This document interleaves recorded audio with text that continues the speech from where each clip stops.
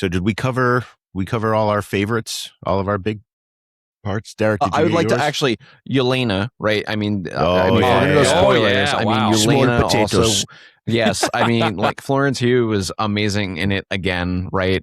Playing that role, but again, it's like how you have that connection to the bigger world, which I don't know if I I think it's not a critique, but I'm wondering how they're going to bring Spidey into that bigger Avenger universe, right? Mm. And the one thing I'm afraid of, and this is just getting, this is putting the cart ahead of the horse.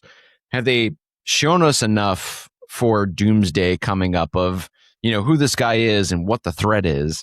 And I guess, they didn't really do that in the first Avengers movie, right? It was the Age of Ultron, and boom, all of a sudden there's an Ultron. Maybe we don't need to worry about it and think about it all that much.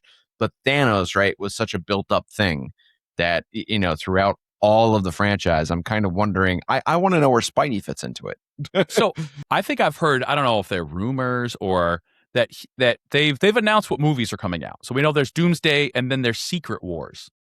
So it might be that Spidey does not super fit into this one that's coming out. And, I think if there was a direct tie, they would have showed us some more. Right. That, maybe with that post-credits teaser where they're showing the Spidey map out in space is something Secret Wars related to be like, guess what? He's not going to be in Doomsday.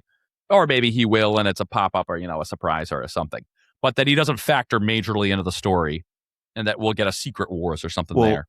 I mean, if you're talking about Doctor Doom, one of the biggest storylines was Battle Worlds. Right. So that's when they had to fight each other. All the Avengers, all the X-Men, they had to fight each other.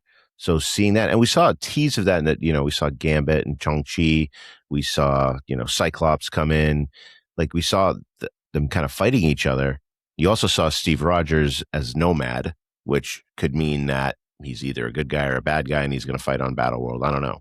But okay, if Mjolnir went to him, he has to be a good guy because he's still pure of heart and worthy. So I think he's a good guy in this. Well, he did. Yeah, he did. If you want to get technical, Jay.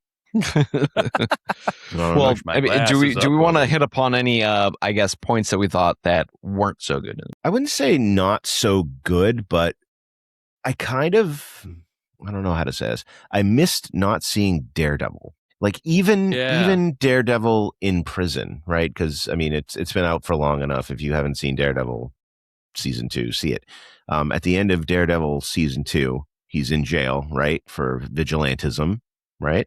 So he's in jail, but with the fact that you have the vigilantes out and doing their thing, for some reason I kind of wanted to see Daredevil, and I want to see Daredevil and Spidey, and I want to see Daredevil and Spidey and Punisher. I thought that would have been a really cool dynamic. That's very comic-y, right? It's not a critique. In the comics all the time they're together. Yeah. It's not so much a critique. It's just it's almost like I was waiting for it. And I wasn't disappointed by not having it, but it would have been cool.